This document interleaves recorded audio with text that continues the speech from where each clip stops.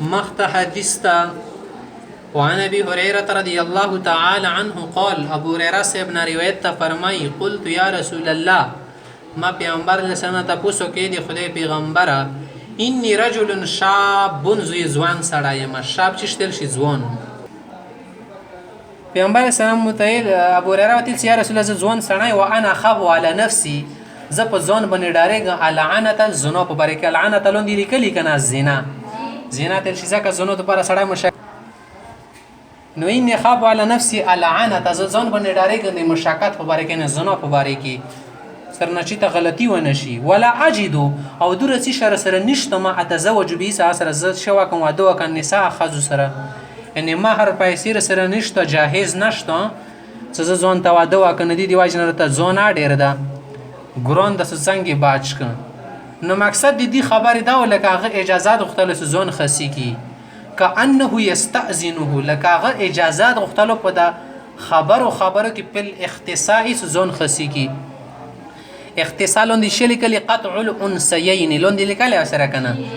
وې کټ کولو تل شي قال پیغمبر دروی ایسه فسکت عني پیغمبر سمونه چپ شوخه ثم قلت مثل ذلك بیا متمغه خبره کو فسکت عني مونه چپ پد شو د کله سړی چپ شي دی منه خفا شو د نه په دې خبره باندې جواب نه کیدر ثم قلت مثل ذلك دریم سلمو تل فسکت عني بیا ثم قلت مثل ذلك څلورم سلمو متمغه خبره وکا فقال النبي صلى الله عليه وسلم آپ علیہ السلام نے مجھ سے فرمایا یا ابا هريره جف القلم بما انت لاق قلم وچ شو د خدای په کوم لیکن څه کړی دی لوح محفوظ کې اغه لیکل وچ شي دی هغه به نړنګي لیک څلوند وي خو غوته پتیره کل وچ غاش رنگ بشي کنه وچ لیک خو به نړنګي رنگونی هني شورګار شي کې بما انت لاق په اخشي سره دا کلام وشي کوم ته مليږي هغه بکیږي فاختسی علی ذالک تو اس کا ځون خسی کی او ذر یا نه کی پریږي دای کنه خبره ایواده مقصد هم نه اجازه غوښتل کومه ته دی خسی کول اجازه ترو کی نکله سړی خسی شي غول بیا طاقت ختم شي پیغمبر علی السلام وتل څو ګوره دا خبره مان دي الله پاک سړی ته کوم اذان د منصیر کړی دی الله امانت ته چې نشي زی کول ځون خسی کی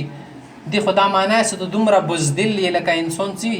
سیوی ګونو نه ځون بچ کېدو د پاره ځون نسترګي وبسي سنن نه بعد مونږ به بد نظر نه کیږي د سې کچو کړو دینه به خدای پاک د دوسترګو تاسو چې روغ سترګې مې در کړی تو شکر علی ود بسالی امانت کې د خیانت وکړلو د دې بچ کېدو طریقه نه د خو ته بزدلی دوره ته کمزوري سترګې د ځونو بسلې تو میډان تو به الا مشمرلا څ سره د سترګو تو سترګې ټیټی کړي وا اوس خو د سترګې نشته نه چې سترګې به ټیټیږي کمال خندي ته شاید دی به چې کې ځون باندې کنټرول ساتي